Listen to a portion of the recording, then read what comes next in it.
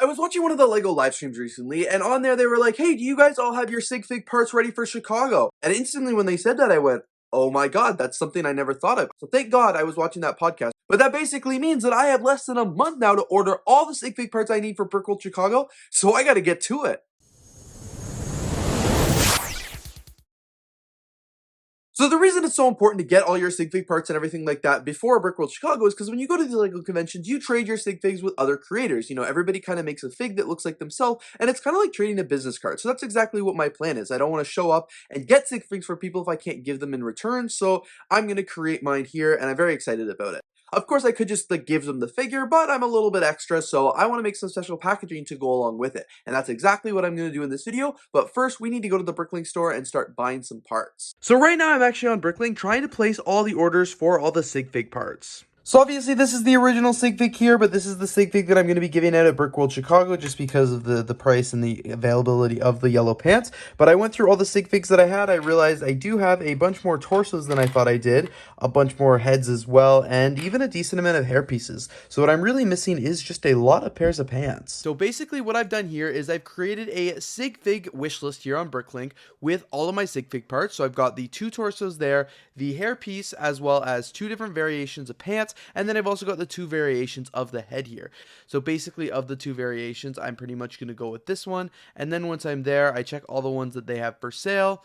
I sort it by, not highest price, highest quantity. I want this seller to be in Canada so I can pay cheaper shipping, and I sort it that way and basically have to go through and, you know, figure out which one is going to be the best one for me here. So obviously my goal was to buy as many parts as I could from one seller, but unfortunately it just wasn't possible. The only seller in Canada that actually had all the parts available were like 5 times the price of all the other stores. So even the fact that I had to buy from multiple different stores at different price points and pay for shipping, it was still way cheaper than buying parts that were 5 times the price. I feel it's been like an hour, but now I finally narrowed it down. I have 5 BrickLink orders ready to go, 5 that I will be placing of all my LEGO SigFig parts.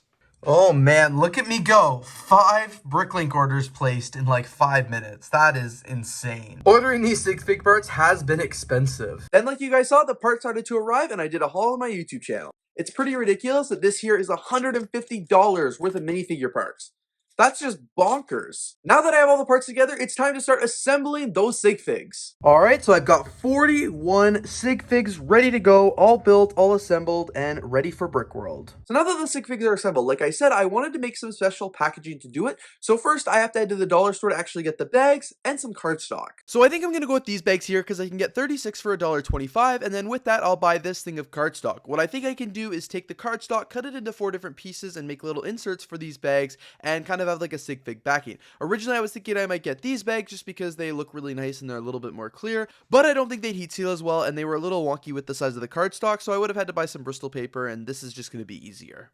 Okay, now I'm not entirely sure how this is going to work, but let's do some computer work, some cutting, some editing, and let's see what happens here. As you guys can see, I have done all the math for the cardstock there, which looks really cool, so I could break it down for each of these pieces into 4 of the backings. So then here I've just been playing around with the bag, so if I want, you know, what landscape I want. Do I want the minifigure to kind of sit like this or kind of more so sit in the center?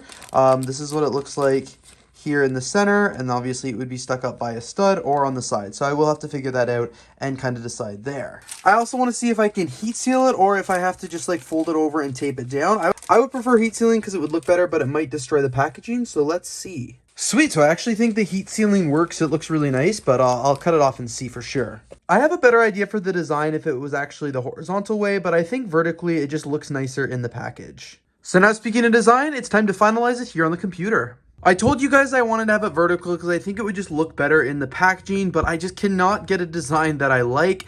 This is the horizontal design I had, and it just looks so clean and so sharp, so unfortunately, I feel like this is the one I'm gonna have to go with. Well, you guys, the first test image did not turn out as planned. Here we go. So this is like the prototype. Really happy with how that looks. This is just on regular printer paper, and I haven't obviously put the studs down yet to hold the minifigure in place, but it's looking good. So I just printed it out here on the cardstock, and I'm just not a fan of the color of the paper just because the way it prints out, it was weird, and then it printed even weirder on this side, so I stopped it and I had the orientation wrong. But it looks okay on camera actually, but like this does look way better. So I actually might just print it on photo paper and then not use the cardstock whatsoever. Yeah, guys, this looks way better on the photo paper here. This looks really awesome. The colors are great. Yeah, this is awesome. This is exactly what I was going for. So now I'm printing all the remaining backings. Now it's time to get cutting. All right, so I've got all the cards cut here. They look awesome. And now what I'm gonna do is take a 1x2 plate.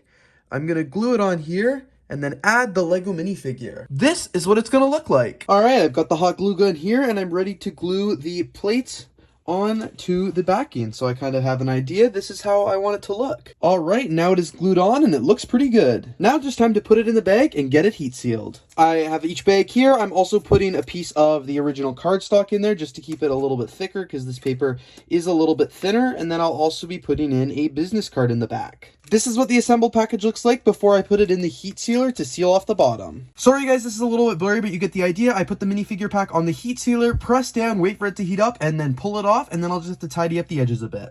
I just have to tidy up the bottom heat seal line on the plastic bag, but look at that, guys. The SigFig packaging is complete. I'm really happy with how this is looking because I think it's going to be so much fun to hand these out to, other YouTubers and other creators and things like that at BrickWorld. I really like how it looks. It really captivates, BrickLover18, and I even put a little business card in the back there as well. And I just think this is going to be something fun, and I'm excited to have these, excited to give these out. Alrighty, so at the end of the day, I'm pretty happy with how the SigFig project turns out. I'm pretty happy with how the minifigures look. Obviously, it's my SigFig. That wasn't changing. But I'm also really happy with how that packaging turned out as well. I'm really excited to go to BrickWorld Chicago this week and actually give out these minifigures to people. Of course, if you guys see me and you want to do a SigFig trade or something like that, of course, let me know down in the comments below. I've also got a bunch of business cards and stuff like that for people who don't have the SigFigs to trade and stuff like that, because I do only have a limited quantity, unfortunately. But very excited to give these out. Very excited for the packaging there. And of course, I just wanted to give something so if I'm doing SigFig trades, people don't forget like who SigFig it is and stuff like that. So I wanted to be safe than sorry. But anyway, thank you guys so much for tuning in today. I really hope you enjoyed this video, and I'm looking forward to seeing you here in the next one, and I'll see you after BrickWorld Chicago.